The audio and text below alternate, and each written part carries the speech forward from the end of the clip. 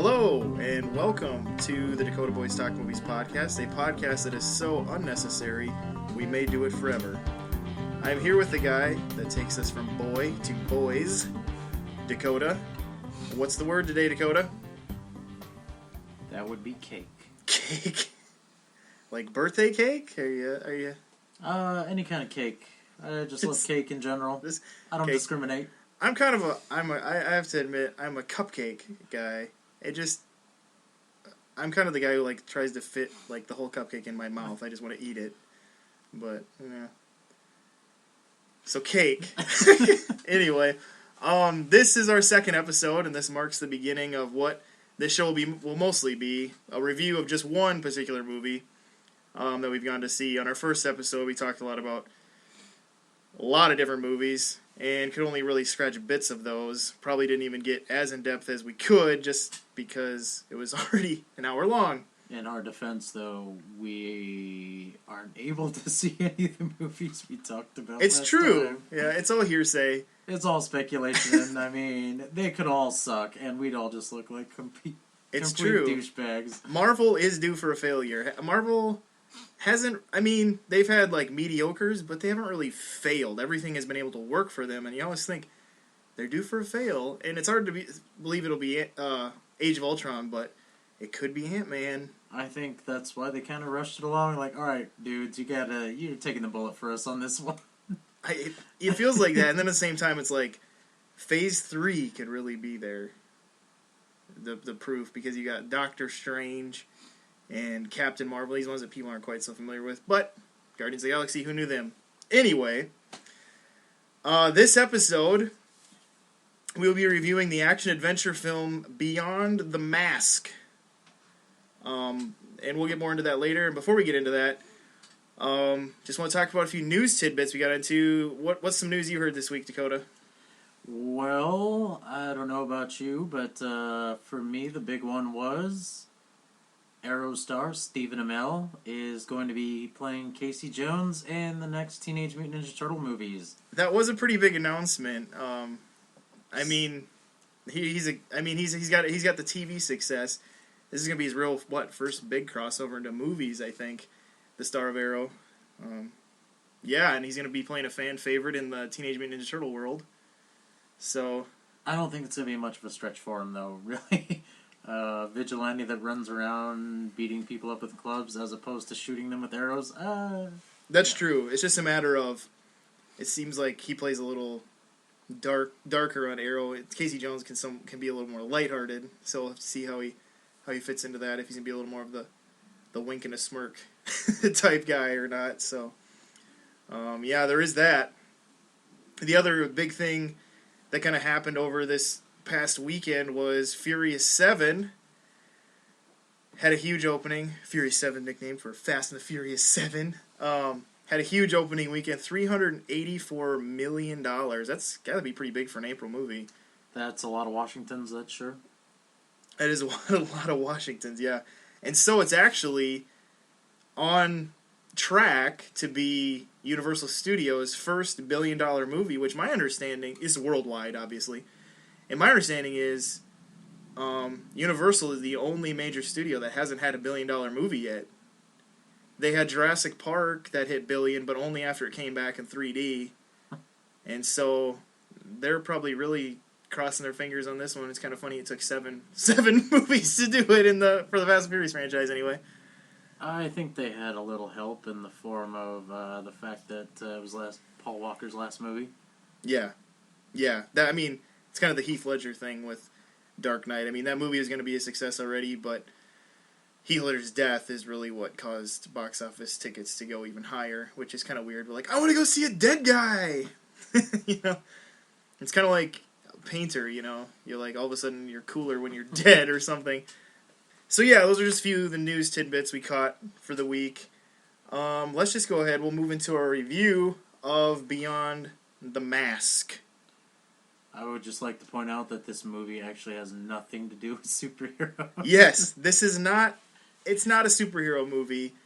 There is somewhat of a vigilante-ness to it, but yes, it's not in the comic book world at all. And it's actually one of these movies where it's kind of was on a micro budget, so to speak, and they were kind of having people bring it to their hometowns themselves, kind of like, if you want it, buy a ticket ahead of time and we'll bring it to your town. And it happened in our town, so we got a chance to see it as kind of a one-night engagement type thing. And I think that's really how it's making its way across the country, kind of this bring it in, word-of-mouth type campaign. So it's kind of the way of the world now, where everything's kind of becoming a social media word-of-mouth success story or failure story in some cases, but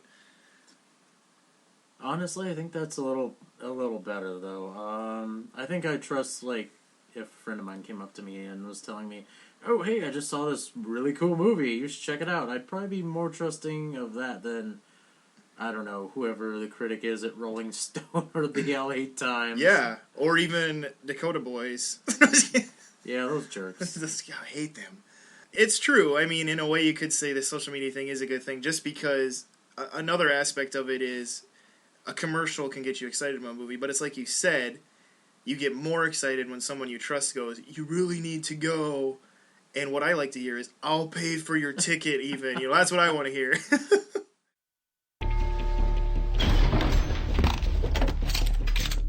Call the shot, Mr. Brand. One last time. On my mark. Fire. William, have I not impressed upon you the opportunities that could await you in the Americas? Charles, You are the man that I need there. I'm done. You mean that? Yes. Make sure he's dead. Driver, your carriage is on fire!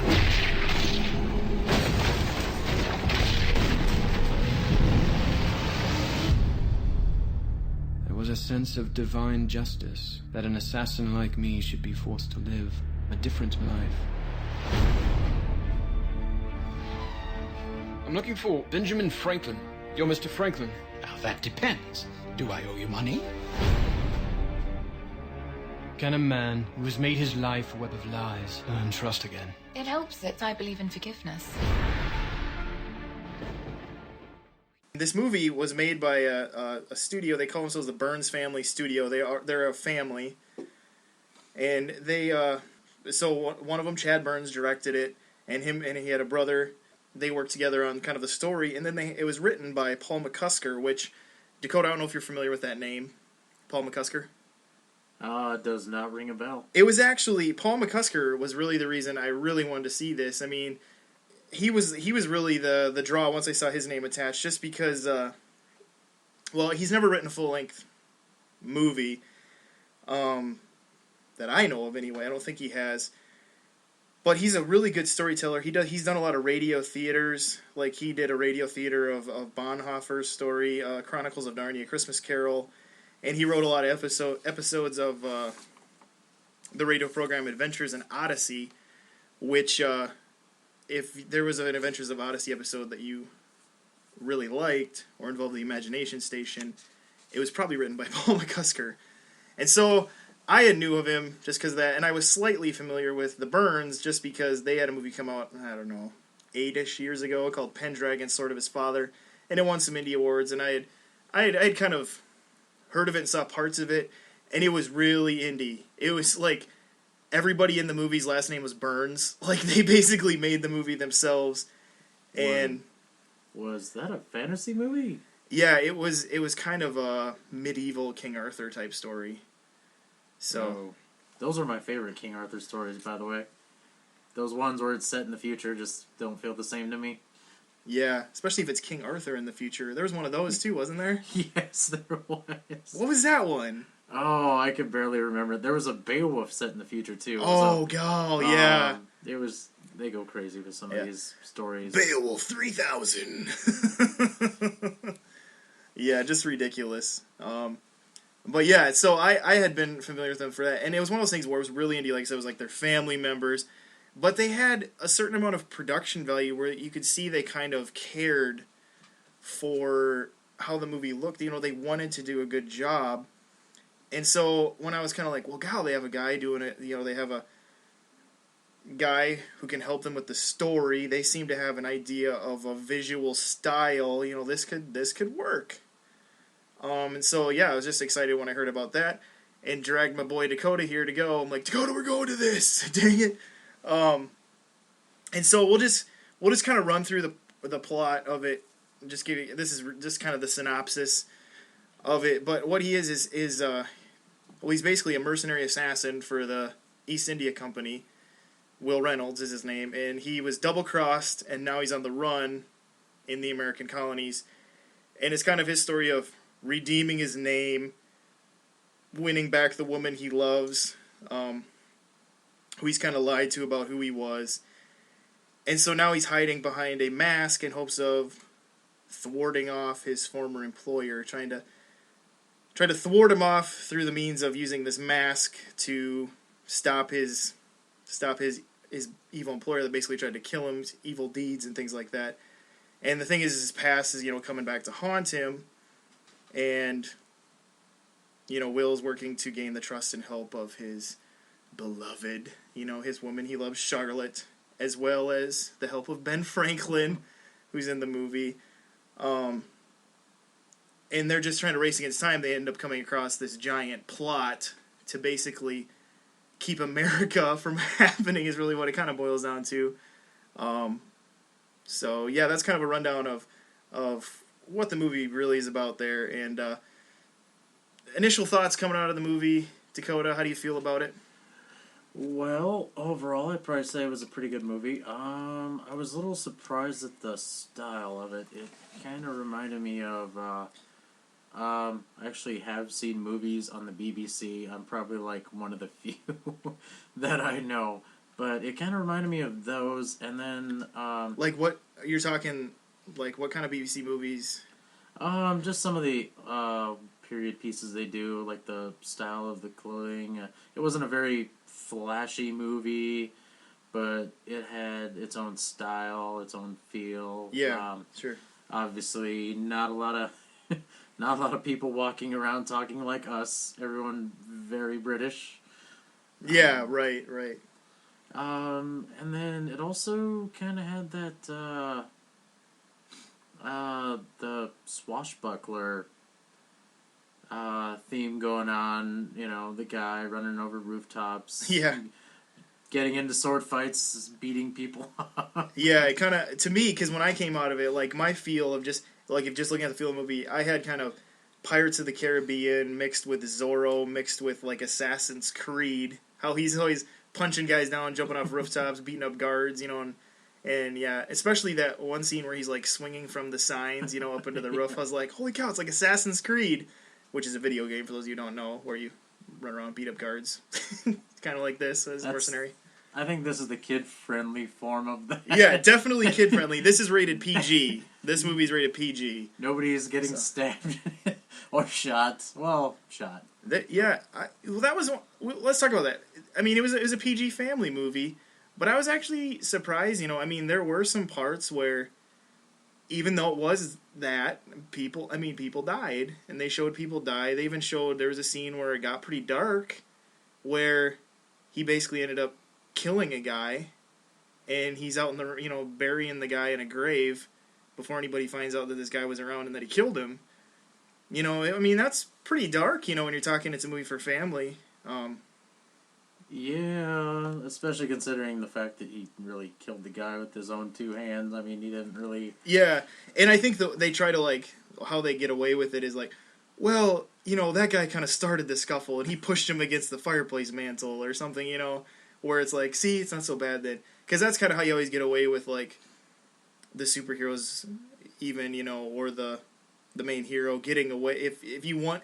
When the director wants you to remember that he's a good guy, they always have the guy that he kills, like, as an accident, or him go, no, don't do that, and then the guy, dies or something. Because, and that's, I think, people's problem with the new Man of Steel, was that it felt like Superman's snapping of Zod's neck was so intentional that they're like, no, it's okay that Zod died, but it just felt like Superman wanted to do it, whereas we like it when he goes, I don't want to do this, type of thing, and I think, that's how a director's trying to get away with you still being okay with your protagonist, even though he's killing people, Yeah, there's a ton of movies, like even, Good Cop going against all the bad guys, will eventually make some accidents and, Yeah. bad guy, bystander, people will get shot. I mean, it's just one of those things in storytelling to, Yeah, that was the thing. Every death in this was something that progressed the story. I guess I was just surprised as a movie that, they're like, we're Christian people and we're making this family movie. I guess I was just kind of actually surprised. I'm not saying I was like mad or angry. I was just surprised that it had that, because sometimes they try to like, everybody just gets boo-boos, or something. It's kind of like Looney Tunes where, yeah, an anvil lands on him, but he just kind of accordions himself away, or something. Even the George of the Jungle that Brendan Fraser George of the Jungle in the '90s, where that guy falls off that cliff, and they're like, "This is a kids movie. You don't expect somebody to die." The narrator says that, and all of a sudden the guy's back with just a really bad boo-boo on his head. It's like that's the kind of thing you kind of expect more. And but I thought it really helped pull you into the story that, that this guy, that's who he was. Yeah, he wasn't very nice. I mean, they kind of implied that they don't go into detail, but apparently he was responsible for a lot of atrocities in India. Yeah, right. When he was working for him, they kind of show some you're right, really quick flashbacks, but you're seeing that he has a pretty dark past, more than even what we saw him do in the present of the movie, 1775 and 76. Yeah, I know what you're saying, though. It did really kind of set up his darkness, in his life. So kind of, okay, so we've kind of been talking about, how we felt like just kind of overall, how do you feel about, like we talked about, this was basically, for lack of a better word, I couldn't find an exact number of what this was made for. I did see they had done a Kickstarter to raise $20,000 and raising $25,000. Obviously, that was just kind of like a make sure people actually want this movie type fundraiser. This movie's made for more than $25,000, but it was still made on a micro budget comparatively to some other big swashbucklers out there. How did you feel about production value of this movie, Dakota, with that in mind? I would say it was actually pretty good.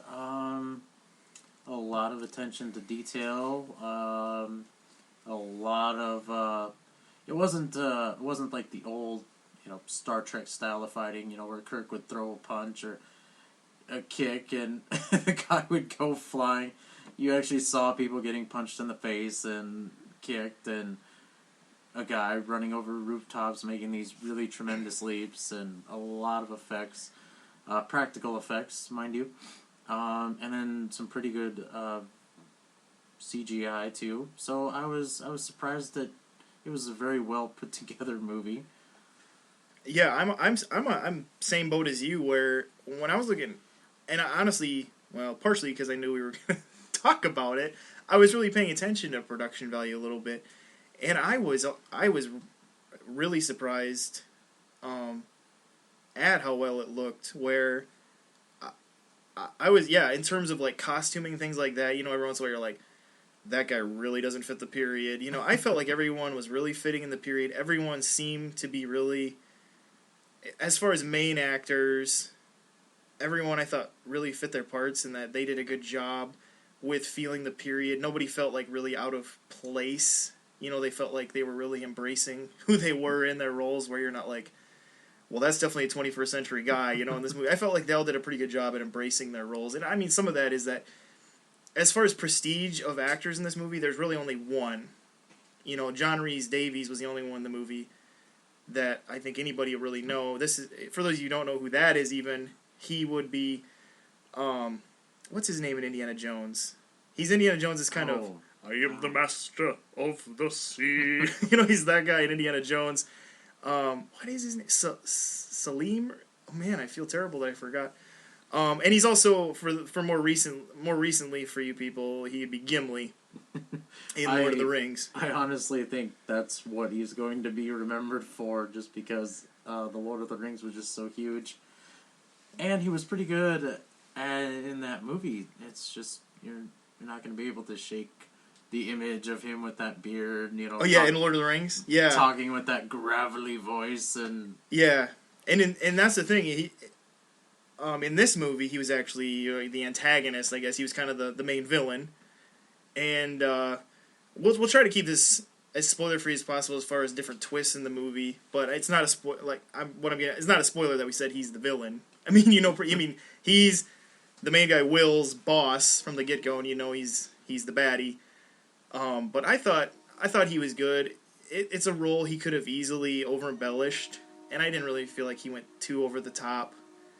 You could tell he seemed to be enjoying himself as the bad guy, but I never felt like he was over the top. He kind of reminded me of the character Blofeld in the James Bond movies. He just needed a cat. Like, I'll get you but that when we came out of the movie, that was one of the... You said by the end of this movie you kind of felt a little bit of a James Bond feel, which I thought was interesting, because I didn't feel that at all, but maybe I was trying to keep myself in the time period. Maybe Dakota was able to transcend the time period better than I was, that you felt the Bond in it. But, yeah, I thought that was interesting that you were saying that, but I could see that a little bit. Just because he did have a sinister plot. And just the way, the way he enunciated words. I mean, very, very forceful speaking man. I mean... Yeah, well, yeah, that's kind of...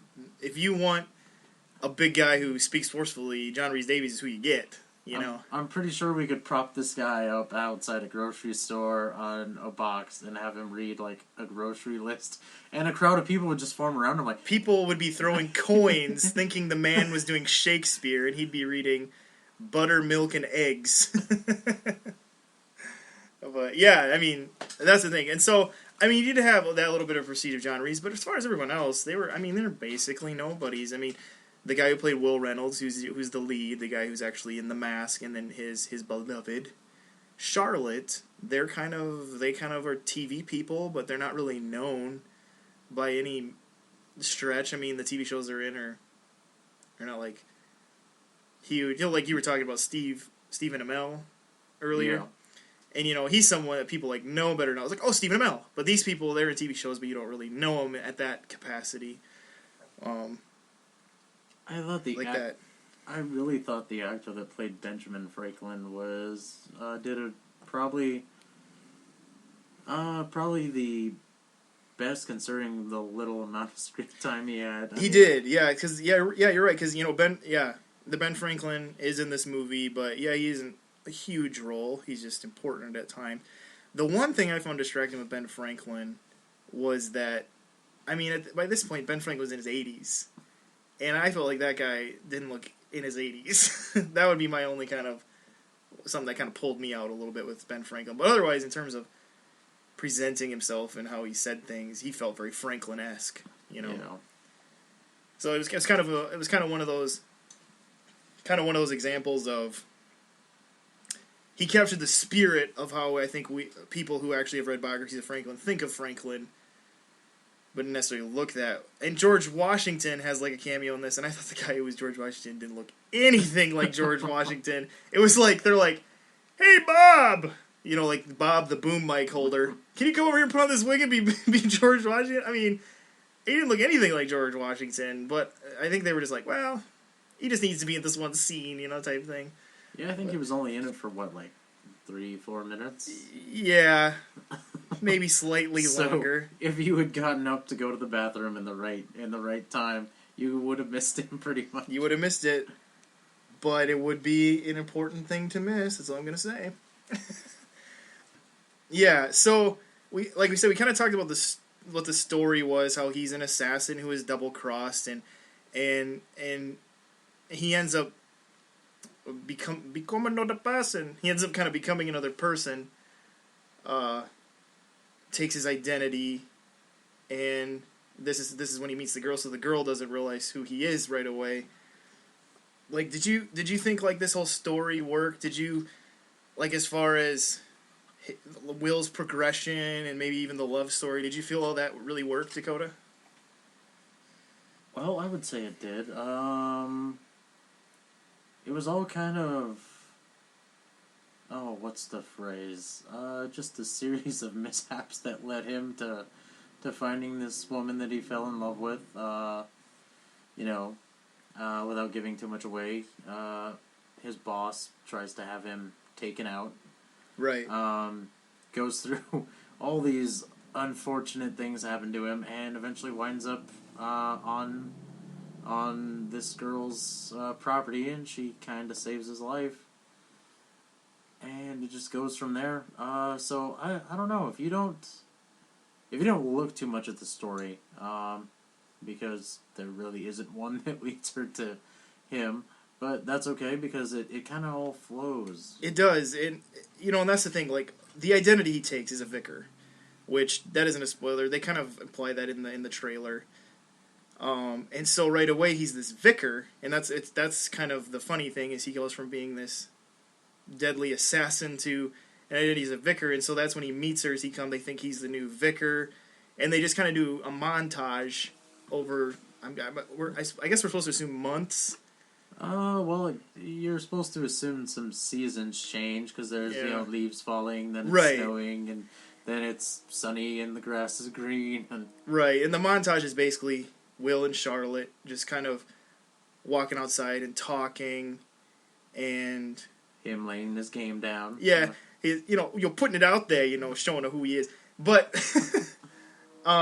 or is it the reverse? Her laying her game down on him. She did have some game. That's what I'm saying. I thought they both kind of worked, and I thought their chemistry was well, those two actors. But yeah, so you just kind of get this montage where you realize over this time they got to know each other better. They became kind of, what do they call them, walking partners, I think is what they called each other. How they went walking and talked a lot. But when he starts to show more than a walking partner interest in her, kind of a, I think I love you, so what am I so afraid of?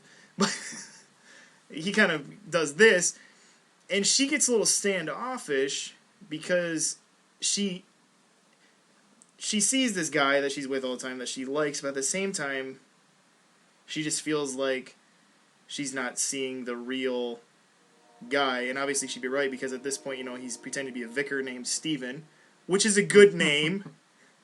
I think we should clarify just what a vicar is. Yes. Go ahead. It's pretty much just a preacher for the Church of England. Yeah, I was trying to figure that out too. They never really implied what kind of church it was. I'm guessing, it must have been like, it's like a little church in the town. But yeah, he's basically just the preacher. He becomes a preacher. It's not a vicar. It's just. I'm pretty sure he's not Catholic because. Well, it's not Catholic. Yeah. He's falling in love with a girl, and she's not afraid to be falling in love with him. So it's definitely not a Catholic priest or anything. Then there was the whole "Will you be my wife?" thing. I'm sure she would have been like, "Wait a minute, hold up here."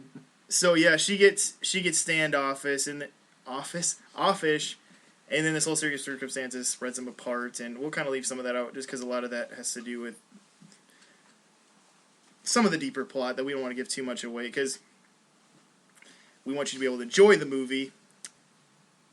But I guess, so what happens, though, is part of how he's trying to redeem himself is he's doing all this work to redeem himself for her affections, is really kind of what it is. And what's kind of interesting, I just thought it was a really unique love story in that really what happens usually in movies is he goes, I think I love you, and she goes, well, maybe we should have sex just to make sure, and then they have sex, and then after they have sex she goes, well, I'm not sure, or he goes, I don't know. And I guess to me, I found it kind of refreshing that it wasn't just like, let's go have sex and then we'll talk about this stuff later, that it actually kind of had this flowing love story where, they're not just gonna, we'll be physical and we'll figure out the rest later maybe or something, and so that's the thing. It's really him. It starts with him really trying to work hard to redeem himself for her, but it ends up getting deeper than that, in who he realizes who he really needs to redeem himself, or who who can really redeem him is what I should get at, because he's kind of this whole thing. Well, I got to work to redeem myself to gain her love, and it really gets to a point where he realizes that, there's a stain on him that he can't get rid of on his own. Is really the understanding he comes to, and it's kind of that's the overall message of the movie. Kind of why they have that. Part of the reason, obviously, he wears a mask, but why that beyond the mask is in the title is that he's been using these masks to cover up things or to try to be a different person when really he just needed to just allow the truth to come out of who he really was and allow himself to be redeemed by God. Is really what it ends up boiling down to, as far as overall message. But what I was surprised by was I didn't really feel like that was hammered down my throat. Like the Christian message that they were trying to get across. I didn't feel like it was hammered down my throat like some movies can be. No, I'm not a big love story guy, but pretty much that's the driving force of this movie. It's just he's in love with this girl and he doesn't think he can be with her because, well, obviously he's done a lot of bad things and he has a lot of issues that he can't quite just walk away from. But for the most part, yeah, it's mostly about love, and I guess that's kind of the main thing. At least that's what I would say. Yeah. I mean, it's definitely because it started as this kind of love between them, but Charlotte, who he's trying to win this affection for, was trying to realize that he needed to see the love of God in him first. Is kind of what they were kind of implying there. But I was just impressed that they allowed the actions and just normalcy of the dialogue and story of the movie to tell us that without them having to have some sort of sledgehammer of it at the end like some movies can. Yeah, I will have to give it to them for not repeating themselves way too much or trying to drive certain ideas home. They just let the story they were telling speak for itself, and I guess I was just impressed by that because you don't get that a lot from movies in this genre.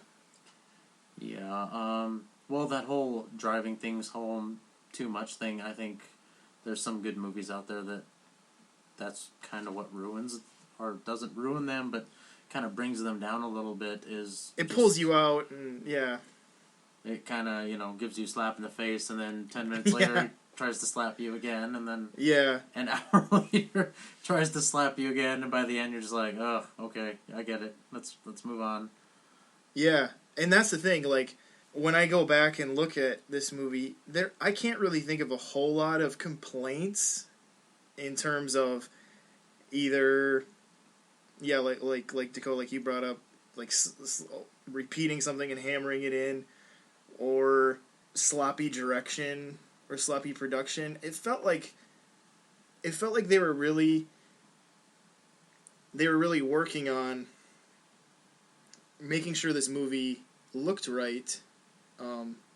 To the time, and even those people, like I told you, I just felt like those people really bought into the characters they were, and you felt when I watched that movie, I never felt like I was watching a 21st century person. I bought them, I guess is what I'm getting at. One thing I thought was cool about the way the movie ended, they kind of left it open for a sequel.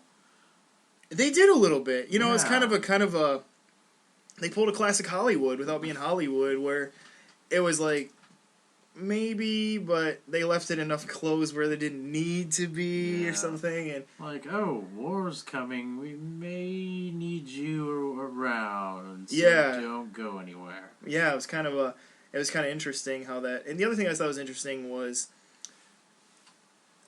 the different kind of sinister plots they brought up. They kind of gave a little historical tidbits at the end where they go, these are some things we noticed in the history of America, and then they just kind of filled in the blanks with their own unique story. But I thought it was interesting that this is like, I guess you could call this historical fiction, where they base it in a reality to a certain extent, but it was obviously the characters aren't real, as they say. I thought that was kind of interesting too.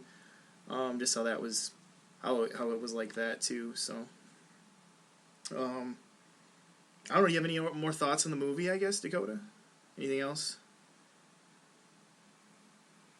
No. I think we've kind of covered it all. Yeah, I mean, overall, I'd say, hey, just give it a chance. I'm sure it'll be coming out on DVD here. I would assume, they haven't really given right now they're really just campaigning for this, bring it to your theater type thing, but it wouldn't surprise me if this came out on video this summer. I can't imagine they'd linger too long on bringing it out on DVD.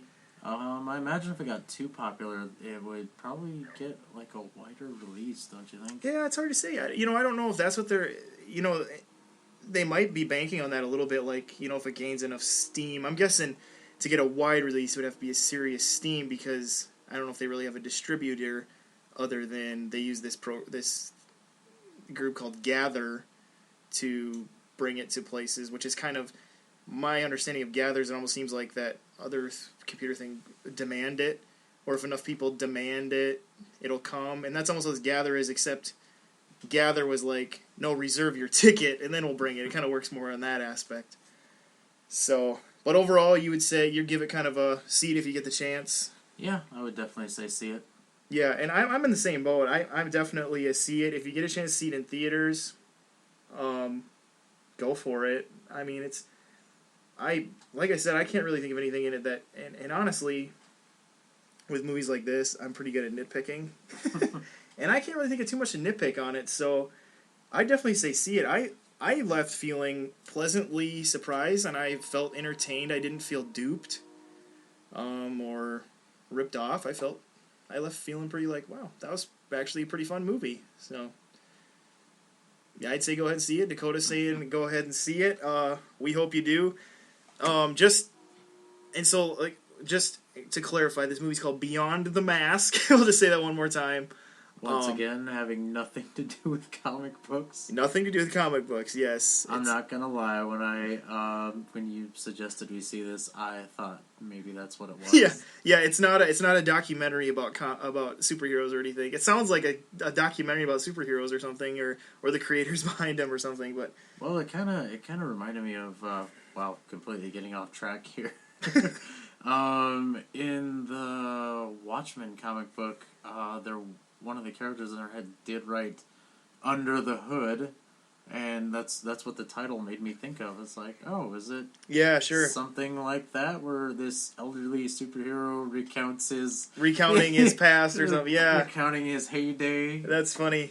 And then I saw the trailer, and I was like, oh, okay, not what I would have expected, but the title really fits with the movie. Yeah, and I, for one, and my wife can verify this, I always tell her I wish there was more revolutionary period movies. I think that's a really interesting period in history, and so it's kind of cool to have a revolutionary war period movie too. Just me being a history guy, but yeah, Beyond the Mask, rated PG. Definitely check it out. On just some other notes, we are on iTunes now. Dakota Boys Talk Movies podcast. So yeah, I was pretty excited to have that work out. Apple is not exactly the easiest friend to have, but I got it to work out. So we are on iTunes. Like us on Facebook, follow us on Twitter. If you use any other type of podcatcher, however you want to say it, just like us on Facebook, and I'm always putting our feed on there, so go ahead and put that into whatever podcast thing floats your boat. Like me, I use Podcast Republic, is what I use. I don't know what you use, Dakota. You use iTunes? Yeah, I usually just go with iTunes. I use Podcast Republic because I am not an iPod Apple guy. I have Android Kindle things, so So that's why I don't. But if you use iTunes, more power to you. We're there. So pretty proud about that. Something to keep in mind, though. Summer's coming up here, so you should expect a lot more podcasts coming from us. Yes, and hopefully. And also, so we're going to be, obviously through this summer, we're going to be busy. There's a lot of movies we want to see, and we are definitely very excited to talk about, as you probably noticed from last podcast. But also, we're okay with you suggesting, hey, if it's one you don't think we might see, go ahead and throw it on there. Like, well, you're going to go to this movie because we'd like, maybe to hear your tidbit about that. We're up for that if you care about our opinion, which if you've made it this far, you must care a little bit. So go ahead and do that. But like I said, Facebook, Twitter, look for Dakota Boys Talk Movies podcast. We're in those places. This is Steven. And this is Dakota. And have a pleasant evening.